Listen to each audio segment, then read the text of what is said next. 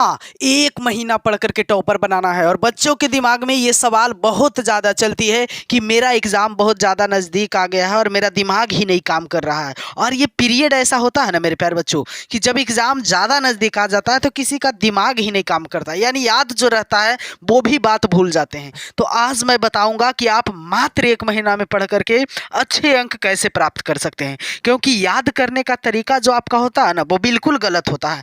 कोई भी क्वेश्चन आप बनाते हो मैथ्स का, फिजिक्स का, वो तरीका आपका बिल्कुल गलत होता है। बाकी पढ़ने में और आपका दिमाग जो है वो बिल्कुल सही है, बस आपका तरीका गलत है। तो मैं आपको आज बताऊंगा, और आज के बाद अगर आपकी ज़िंदगी में चेंजिंग नहीं आया तो फिर मुझे बताइएगा, और कमेंट बॉक्स में ज़रूर आप बताइएगा कि आपको ये वीडियो कैसा लगा, और वीडियो को लाइक करिएगा। तो मैं बता दूं कि 1 महीना पढ़ करके टॉपर कैसे बनना है।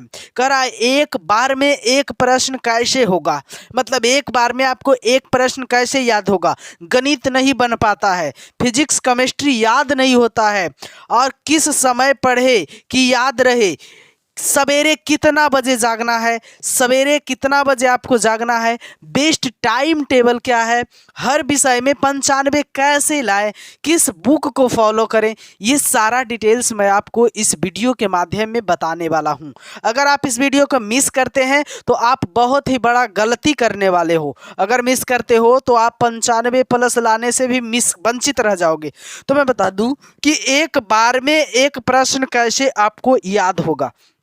मेरे प्यारे बच्चों, सबसे पहले तो आपको याद करने का तरीका मैं बताया कि गलत होता है। आप याद सिर्फ कॉपी को लेते हैं और बेड पर सो जाते हैं।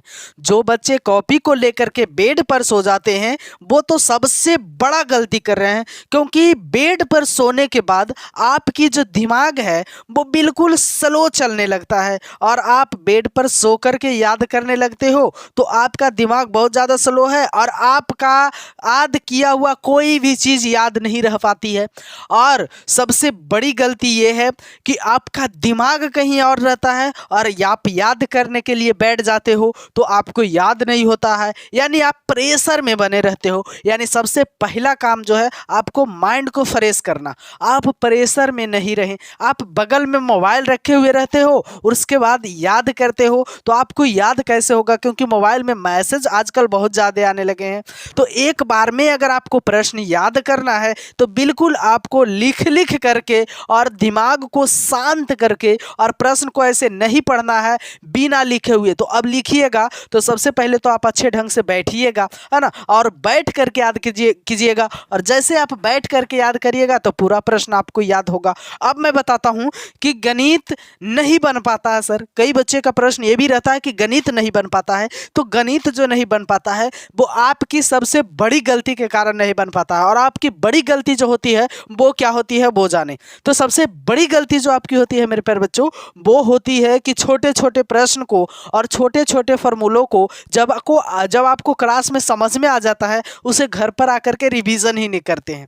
और कारण यह है कि एग्जाम में छोटा प्रश्न ही ज़्यादा आ जाता है और आपसे बन नहीं पाता है, क्योंकि आप तो कभी उसका रिवीजन करते नहीं हो। तो सबसे पहले अगर आपको बड़े बड़े मैथ सॉल्व करना है तो आपको छोटे छोटे प्रश्न को बहुत ही ज़्यादा एकाग्रचित्तता से बनाना होगा और पढ़ना होगा, तब जाकर के आपको बड़ा प्रश्न बनेगा। अब तीसरी नंबर टॉपिक जो है, आपको तीसरी नंबर फिजिक्स केमिस्ट्री नहीं याद होती है। तो फिजिक्स केमिस्ट्री याद करने का एक ही मात्र विसूल है कि आपको लिख लिख करके याद करना होगा।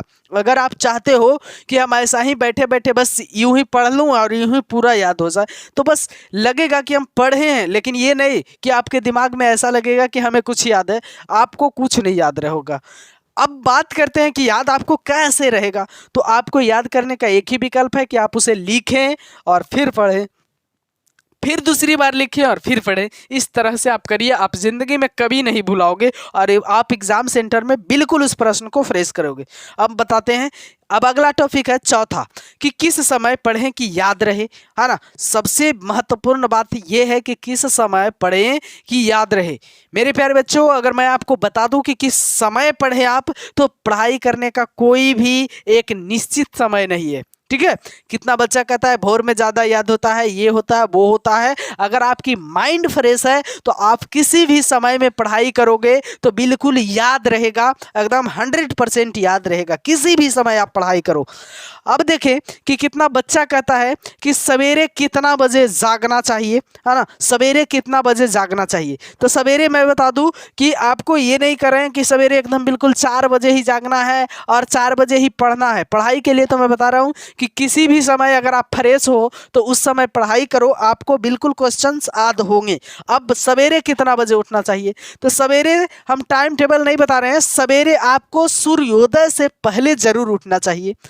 क्योंकि सूर्योदय से पहले अगर आप 10 दिन उठ करके देखिए और 10 दिन सूर्योदय के बाद उठ करके देखिए, दोनों का माइंड में बहुत ही ज़्यादा डिफरेंस रहेगा। अब देखिए आपका बेस्ट टाइम टेबल क्या है, आपका बेस्ट टाइम टेबल क्या है। तो मेरे प्यारे बच्चों, मैं आपको बेस्ट टाइम टेबल कुछ भी रूटीन के अनुसार नहीं बता रहा हूँ। आपका बेस्ट टाइम टेबल वही है जिस टाइम आप एनर्जी में हो, यानी लग रहा है कि अब हमें पढ़ाई करना चाहिए और पढ़ाई करके हम बहुत दूर तक अब जा सकते हैं, उस टाइम आप पढ़ना प्रारंभ करें। अब हर विषय में 95 प्लस अंक कैसे लाए, तो हर विषय में 95 प्लस अंक लाने का मात्र एक ही वसूल है, चाहे वो फिजिक्स हो, केमिस्ट्री हो, बायो हो, हिंदी हो, इंग्लिश हो, संस्कृत हो, आर्ट्स का कोई सब्जेक्ट हो, सब में आप 95 प्लस ला सकते हो। बिल्कुल वही नियम फॉलो करो कि आप लिख लिख करके याद करो। लिखने से ये होगा कि आपको याद भी होगा और एग्जाम में राइटिंग का बहुत बड़ा रोल होता है मेरे प्यारे बच्चों। इसलिए मैं बार बार चिल्ला रहा हूँ कि लिख लिख करके याद करें, लिख लिख करके याद करें, आपको 100% याद होगा और 95 प्लस अंक आप लाओगे। किस बुक को फॉलो करें सर, तो मैं बता दूं, अगर कोई पार्टिकुलर बुक है तो ना गेस लें और ना कोई अदर प्रकाशन का बुक ले। अगर बुक की फॉलो करना है तो आप सिर्फ एनसीईआरटी बुक को फॉलो करो और आप एनसीईआरटी से ही गर्दा मचाओगे। मैं आपसे वादा करता हूं कि पक्का एनसीईआरटी आप पढ़ो, एनसीईआरटी से ही गर्दा मचाओगे। तो आपको वीडियो कैसा लगा कमेंट बॉक्स में जरूर बताइए और फिर हम अगले वीडियो में आपसे मिलेंगे। जब तक के लिए जय हिंद, जय भारत।